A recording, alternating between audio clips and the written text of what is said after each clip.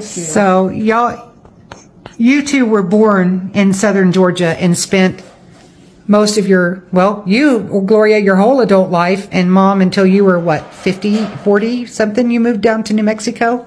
Yeah, I lived in Brunswick and Jacksonville and Folkestone. All my people was there. So your growing up days, you didn't move away from the South until you were way into an adulthood.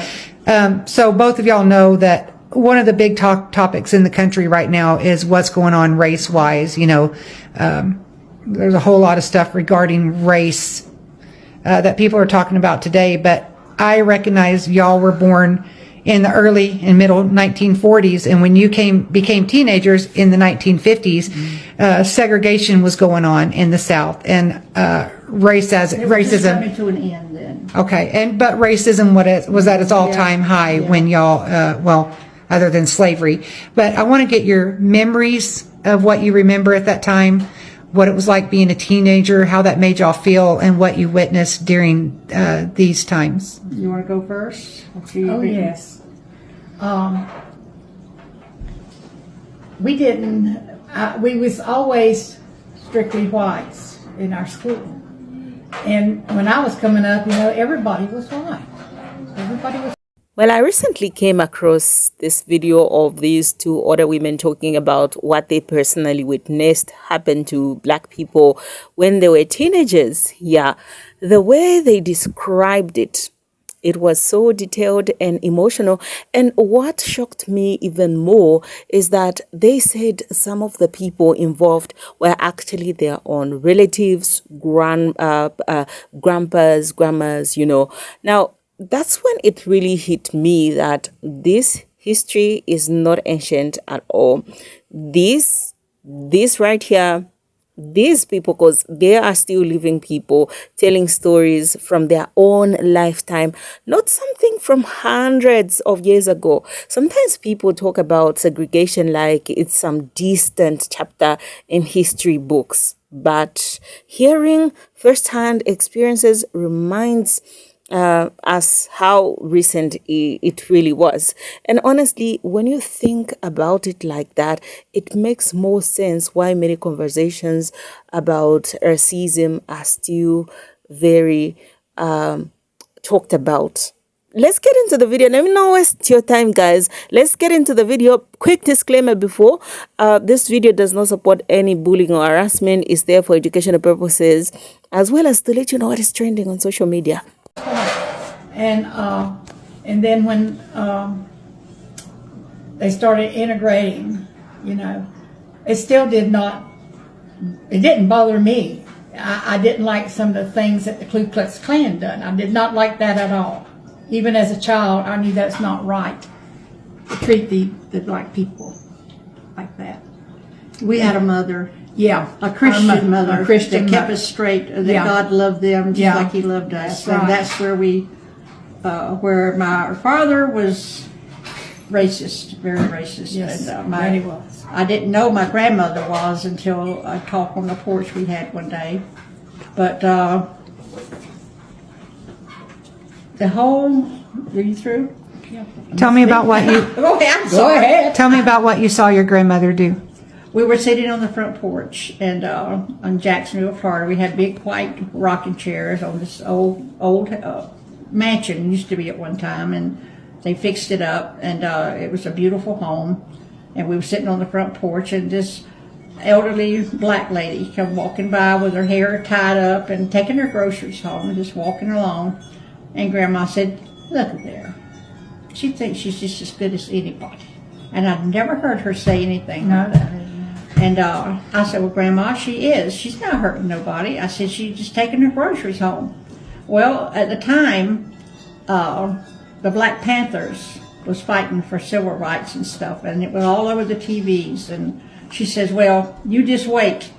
One day they're going to be marrying and marry white and black and everything. Then you'll see. You'll see."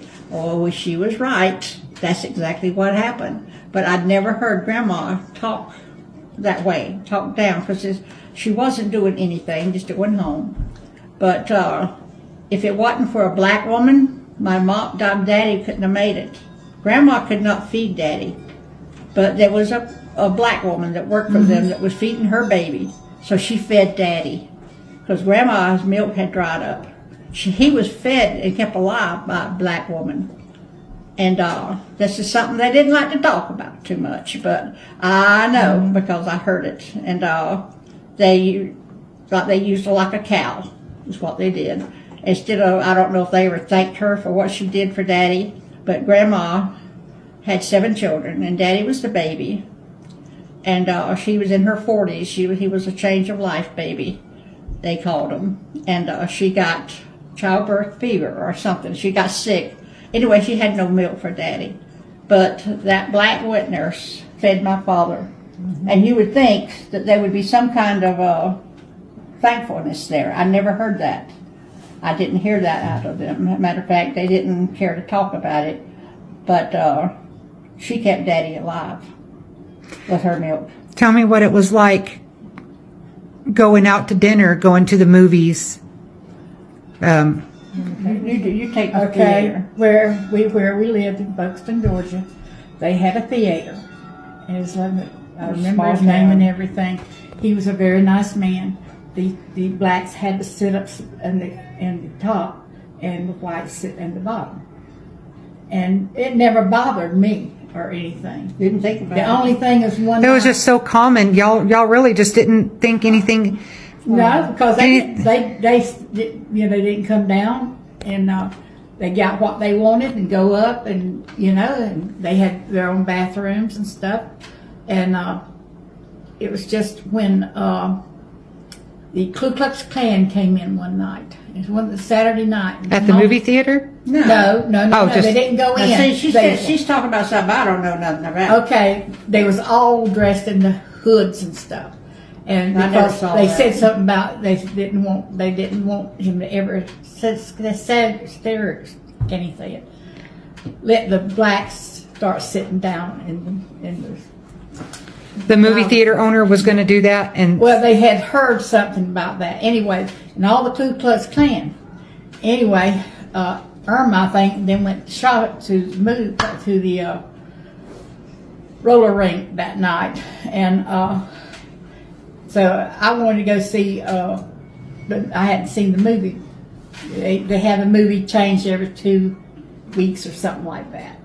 So, and Mom said, well, I'd rather she not go up there tonight if there's going to be any trouble. And Daddy said, oh, there won't be no trouble. He said, I'll be up there with her. And we got there, there was Ku Klux Klans everywhere. And he said, I'll make sure she ain't going to get hurt or nothing. Anyway, people come in and they started hollering at them or something. Anyway, the police come up there and made them leave. And we went in, watched the movie and everything. Come back out, couldn't see nothing nowhere. But after that, they did integrate. And as far as I know, I've never heard of any problems after that. But I think it kind of woke the people work. See in a small town, and you knew some of these men with these hoods on, and it kind of just faded right on out. But I don't know of any of them ever getting hurt or beat or anything. what were their, like, do you remember ever seeing what their bathrooms were like, their drinking fountains? Oh, yeah. All right, now. I never went upstairs. No, was but this telling is in Cresces. I was in Cresces with Mama, and I know you were probably somewhere just looking around. But this little black boy went up to the fountain, and he was real small. And they had the black, and they had one over to the side of white only. And he could not reach. He knew to go to the black one, And this woman that worked there, he went and pulled on her and says, ma'am, could you help me get some water? And she said, she looked down at him like he was the scum of the earth and said, go get your black mammy to help you. And this is just a little boy. The little boy. Just a thirsty and the little look on boy. his face was devastating. I remember that. And the bathrooms, the black bathroom and the white bathroom, you couldn't hardly stand to go past it. Nobody cleaned the black bathroom. But the white bathroom always smelled better. It was like clean. And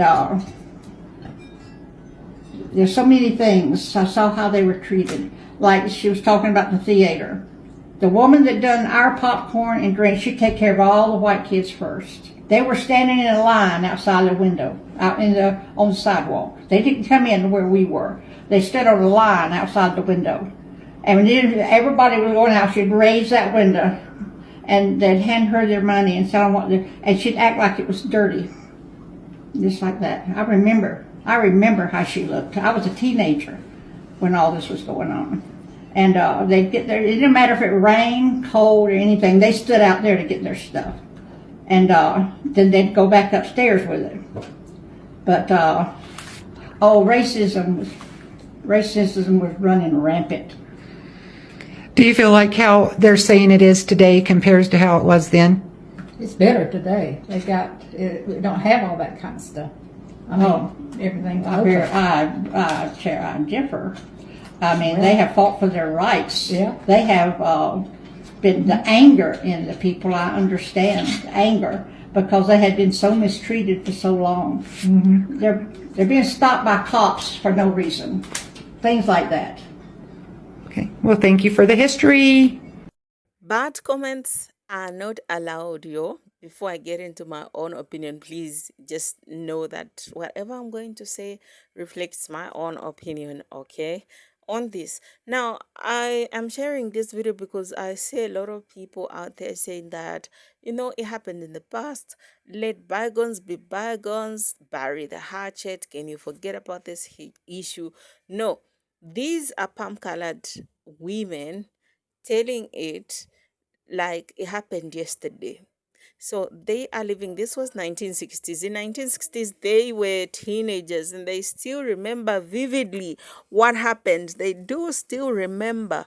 So people that just come on the internet and just trying to dismiss black people when they raise issues pertaining to racism and segregation, that there are so many people that lived in the Jim Crow era and they still remember what happened because for them that time is very important.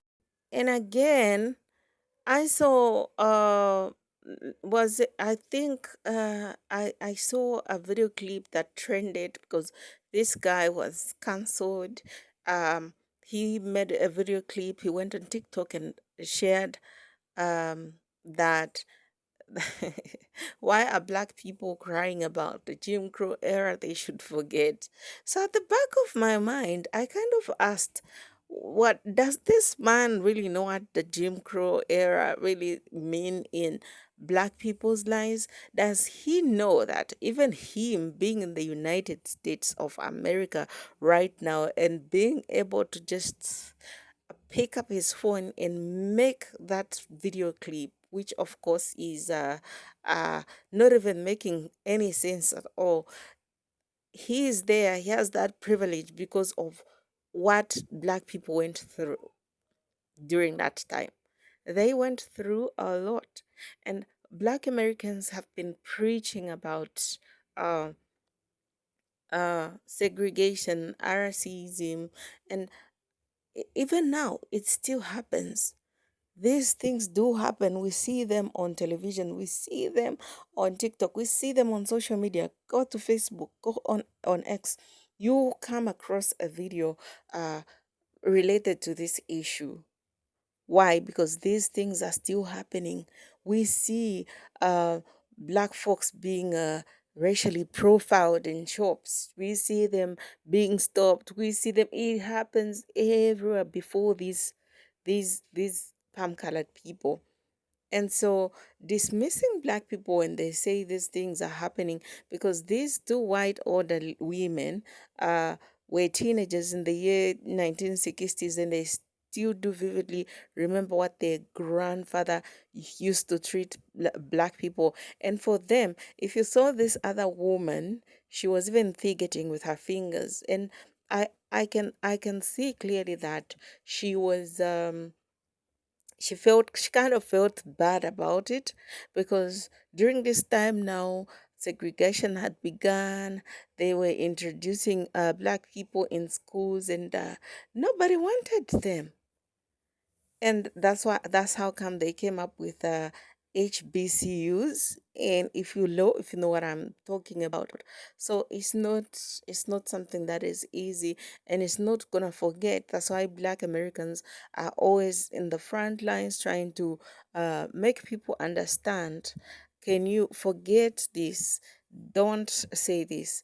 Don't use the N word. Can you not mention this so that we can have peace?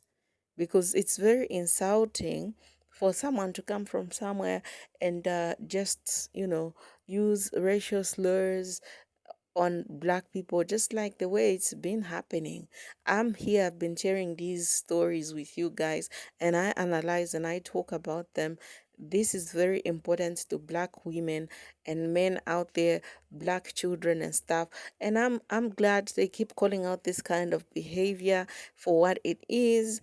And I'm hoping for the best, and I'm really hoping that one day this is completely ended, like it shall end.